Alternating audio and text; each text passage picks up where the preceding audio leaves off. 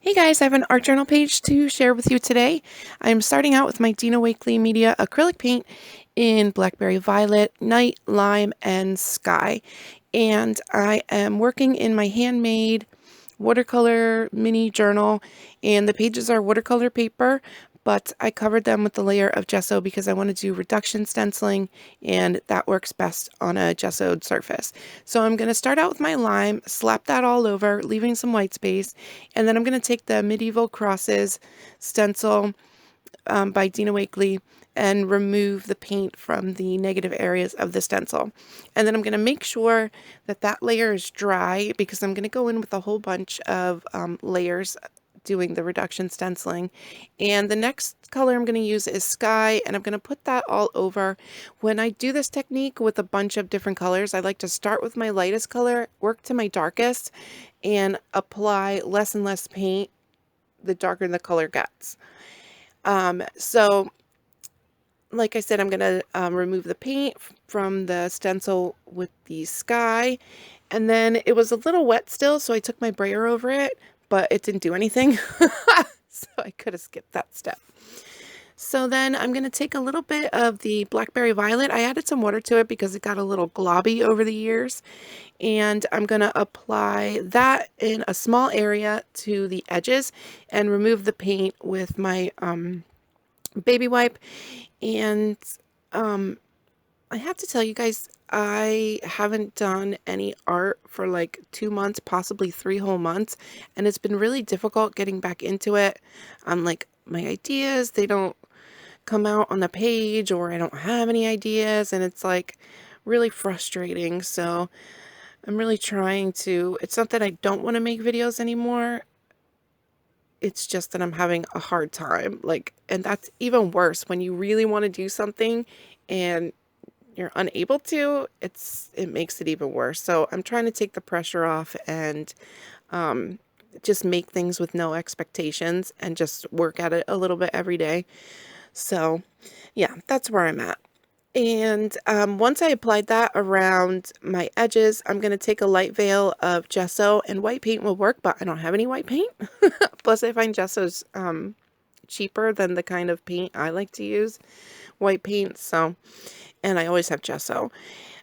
So yeah, I'm just gonna remove the paint. And the nice thing about after doing this for several layers is the baby wipe gets dirty and the stencil gets paint on it on the back. So you get some really interesting colors and like shapes and textures with the like around the edges, like in the upper left hand corner there. I'm going to show you a close up where you can see like it got really cool. So once that's, no. So I'm going to go around all the edges with a little bit of the night paint. Sorry, guys. And I just want to kind of frame it in a little bit. I thought about pulling it down a little with my brayer, but I really wasn't into it. So, and then once I'm happy with my background, I'm going to work. Oh, nope, we're not done with the background. I'm going to take a little bit of Elephant by Dina Wakley and this word stencil. Come on, get it together. This is like my third take. We are not stopping and starting over again.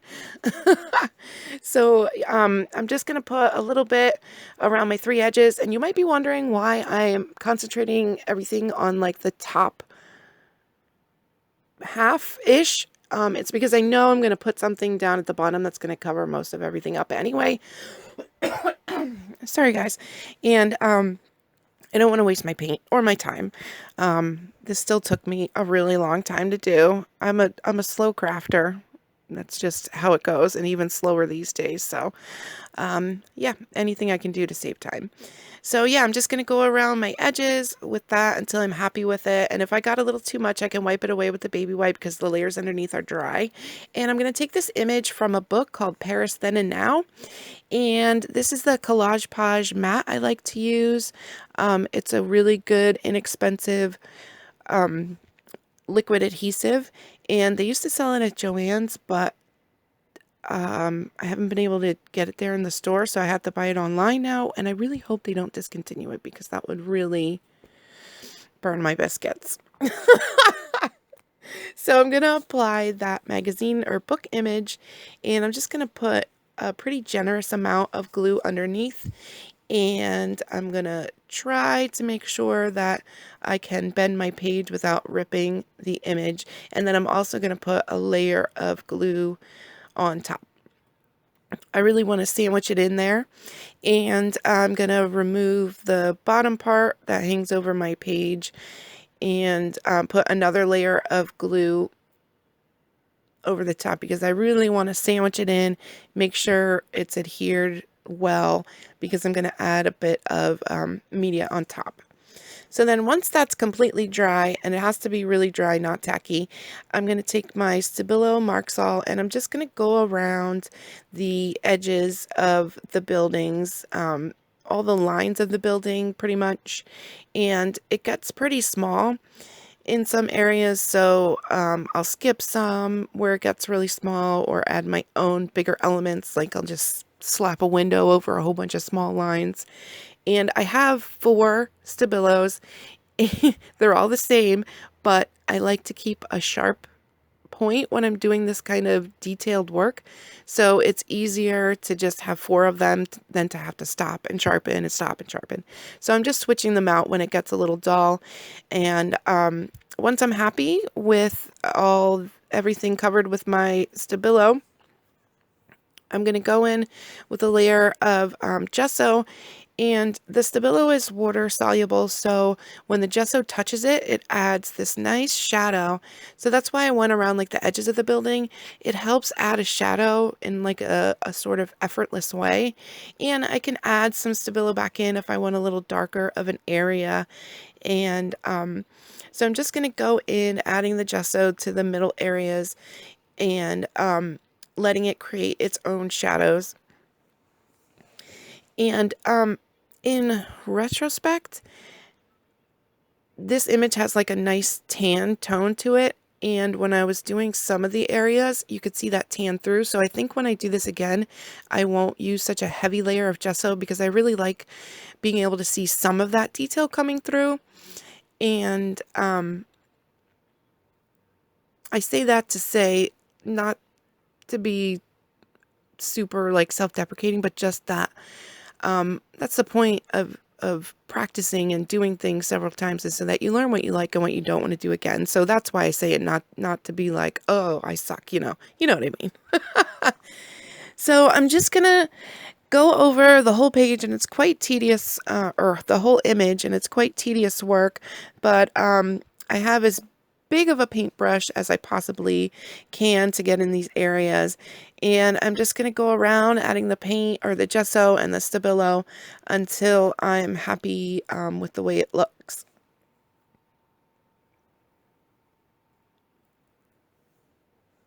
Oh, and we still have more. That's a lot of this going on. Okay, and it's over. So the whole thing's covered now with the gesso, and I'm going to go back in with a layer of the lines of Stabilo.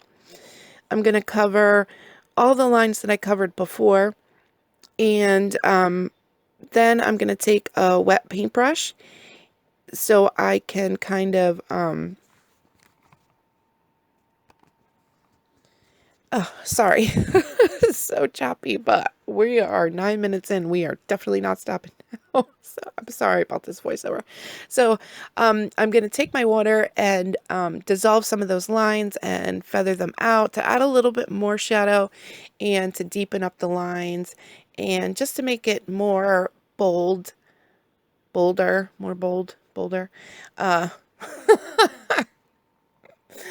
And I'm just going to go around and do my whole image.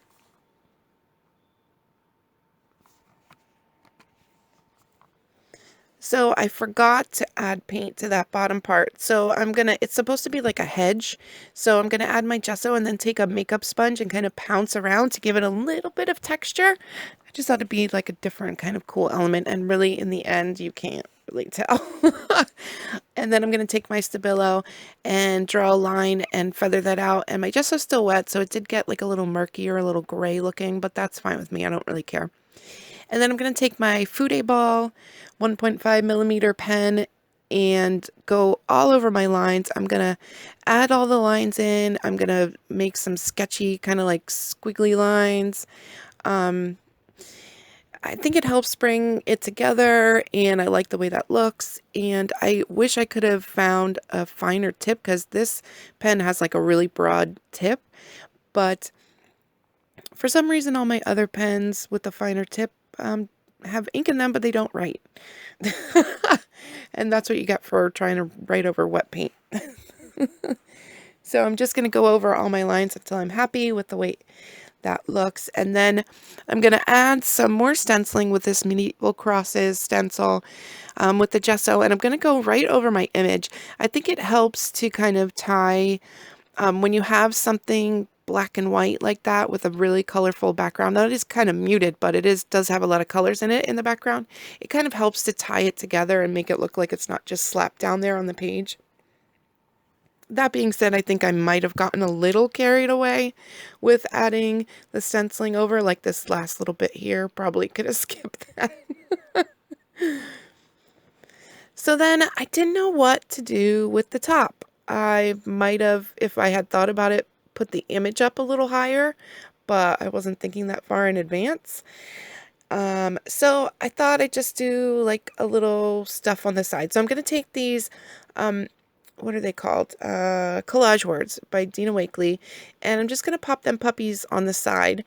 And I'm going to go over my image again. And when I use my glue, it dissolves some of that Fude Ball pen and kind of makes things grungy and black. But I kind of liked it. It was like a oops thing, but I kind of liked it because the collage words that I put over the image, the tissue paper didn't quite dissolve, so you could really see that white. So that black going over the tissue paper seemed to really help push it back a little and make it not so white and in your face. So that was like one of those happy little accidents, as our friend Bob Ross says. So I'm just going to add, you can't really read what they say, but it's more, what should we say, fashion than function. You can't read them, but it's more for a decorative element than to be able to read a quote.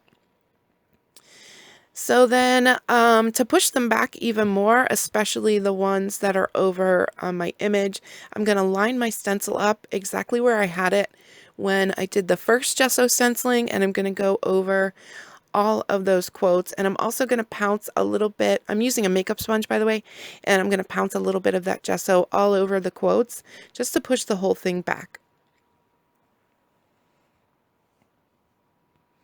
And then I'm going to make sure that's dry, and I'm going to scribble a little bit of that Stabilo out on my nonstick craft sheet, dissolve a little bit of it with water, and add some splatters. And the reason I used my Stabilo is because I usually like to do black splatters with India ink, but I was afraid it'd be a little too intense black, and the Stabilo kind of gets, like, when it dries back, a more grayish, a more lighter black. And then to finish it all off, I'm going to take that night paint and go all around my edges so that it covers those collage words and the bottom of my page. And that's going to be it for this page. Once I'm done, yep, that's it for the page. Thank you so much for watching, and I will see you guys hopefully more, and I hope everybody is staying healthy and not going too crazy being locked up. Okay, bye guys, talk to you soon.